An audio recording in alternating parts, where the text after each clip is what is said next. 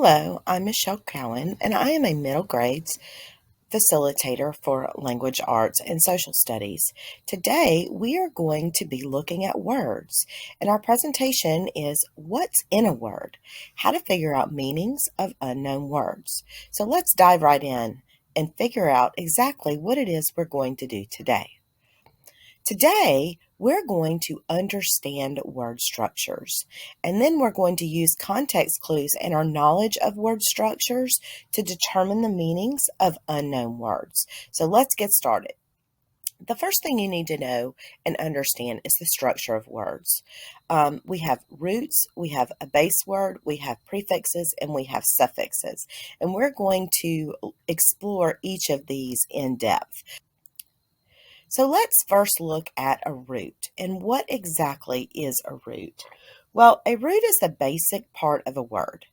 And the important thing that you need to know about a root is that it cannot stand alone. So it will never be by itself. It will have something else attached to it. They often come from Greek and Latin languages. So they originated from the Greeks and the Latins. And each root has a meaning. So let's take a look at an example of a root.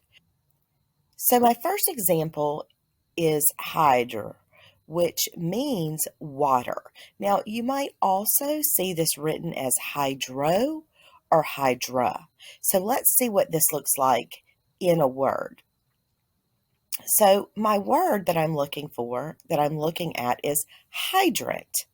So I notice that my root hydra is right here. And I know that this part of the word means water.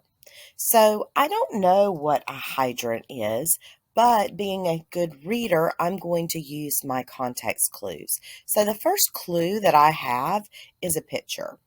And this picture, I see this tall object, and I notice that it's near a road. And I know that it has to have something to do with water.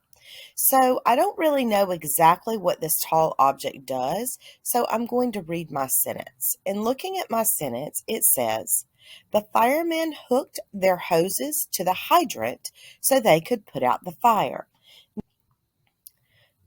First, I know that firemen need water in order to put out fires. So they hook their hoses to this object, and that object must provide them with water. So I'm thinking that my definition of a hydrant might be something like a pipe in or near the street that provides water. Because remember, I noticed in my initial picture that it was near the street. All right, let's look at another one. Hydroplane. So again, I have my root here, and then I have a plane here. Well, I know something about the word plane. Planes fly in the sky, right? And hydra means water. So, what does that have to do with this picture? Well, I see a car driving on a wet road.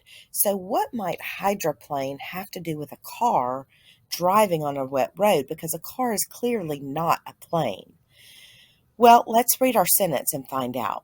You must be careful when driving in rain so that your car does not hydroplane. Oh, so I know that planes fly, and this is water.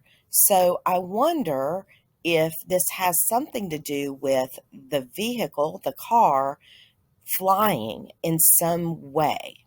Well, let's see what our definition says. To slide on a wet road because a thin layer of water on the road causes the tires to lose contact with it. Well, there you go. That makes sense because a plane isn't in contact with the ground. So the tires lose contact because of the water that's on the road. That causes the car to lose control and hydroplane. All right. So let's look at our next word structure, which is a base word. Now, I want you to notice the big difference between a base word and a root word is that a base word can stand alone. And just like a root, it has a meaning and it is a basic part of a word. So let's see if we can tell the difference between a base word and a root word. Let's look at the base word select. Now, do you know what select means? Think about the word select. It's standing by itself. It has meaning. So to select, you see I have a picture over here with a cursor. Select.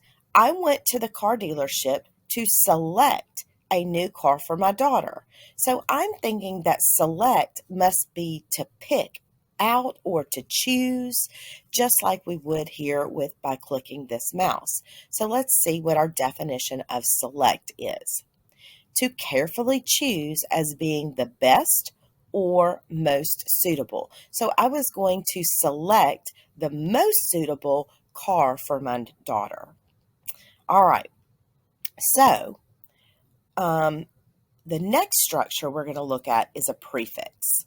Now, prefixes are placed at the beginning of a root word or a base word. Now, again, they cannot stand alone. Just like a root, it needs something else attached to it. It, just like a root, has a meaning and it has a purpose. And its purpose is to change the meaning of the root or the base word. Well, that's an interesting concept. So let's see what that looks like in a word. So the prefix we're going to look at is the prefix D. Now the prefix D, when we see these two letters together, that forms the prefix, and it means to remove or do the opposite of. So let's go back to our base word select. Now if I add the prefix D in front of select, I get a whole new word, and that word is deselect. So D means the opposite of select. So you need to deselect any toppings you do not want on your pizza when you place your online order. So if I'm deselecting, I'm doing the opposite of selecting. So that means I'm going to click off all the things that I do not want on my pizza when I place my online order. So deselect means to turn off or remove. And in this instance, I'm removing toppings from my pizza. All right, let's look at the word hydrate. And let's add our prefix to our word hydrate. So when I put D in front of my word hydrate, I get the word dehydrate.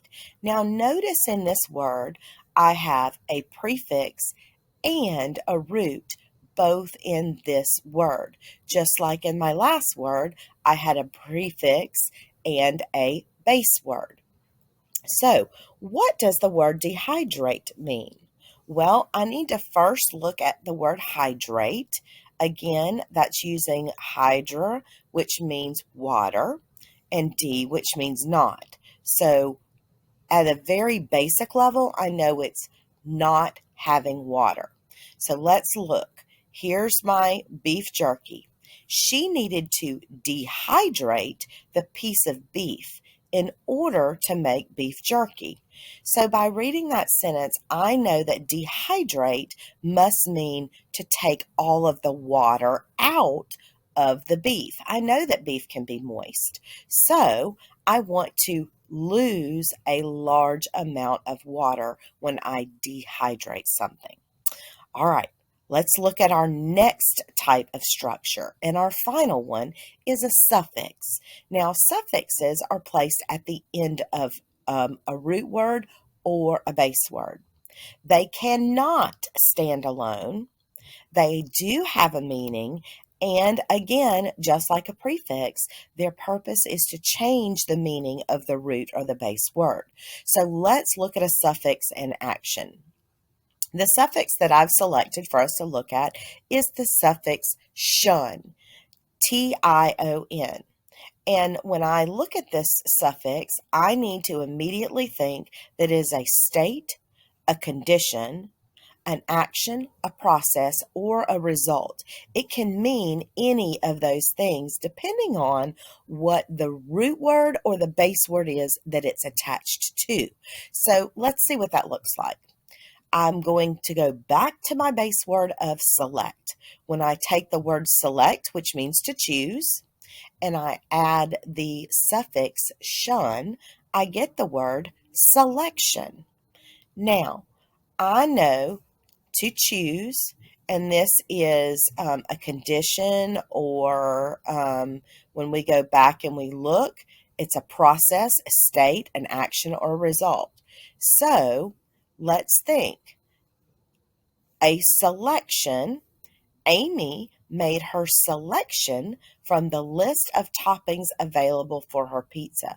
So again, I'm going back to my pizza reference, and I am making a selection from the toppings. So what might that mean? Well, it's the act of carefully choosing as being the best or most suitable. So again, when we think of what shun means, one of the meanings is the act of. All right, let's look at it with our root word, hydrate. So I have hydra as my root. 8 makes the word hydrate plus shun. When I put those two parts together, I get the word hydration. Now let me think. Knowing what I know about the word shun, water provides essential hydration for good health. And I see that the boy is over here drinking water. So what does hydration mean? Well, it has something to do with water, and my sentence says it's providing water. So hydration is the process of causing something to absorb water. And in this case, the boy is absorbing water by drinking it. We have the word hydration. All right, let's make it even more challenging. And this time, we're going to add our prefix D to our, we're going to call this our base word hydrate. And we're going to add the suffix shun. And when I do put all these three parts together, I get the word dehydration. So think about what you know about the word de, think about what you know about the word hydrate, and think about what you know about the word shun. Camels can recover rapidly from dehydration by drinking sometimes vast quantities of water. So I know hydration is the act of adding water. I know dehydrate was the act of taking water away. So if I am going to have dehydration, then it is the process of losing or removing fluids. And again, remember we said shun could mean a process. So today, we learned about word structures that are in our language. We learned about roots, base words, prefixes, and suffixes, and how they are alike and different from one another, and what makes each of those word structures unique. We also learned how to use our context clues and the word structures together to determine the meaning of unknown words. So the next time that you come across an unknown word, I want you to think, look at the different parts of the word and determine, do you see a base word? Do you see a root? Do you see a prefix or a suffix? And what do those different parts mean? And how can all of those parts add up to a new definition. Thanks for tuning in.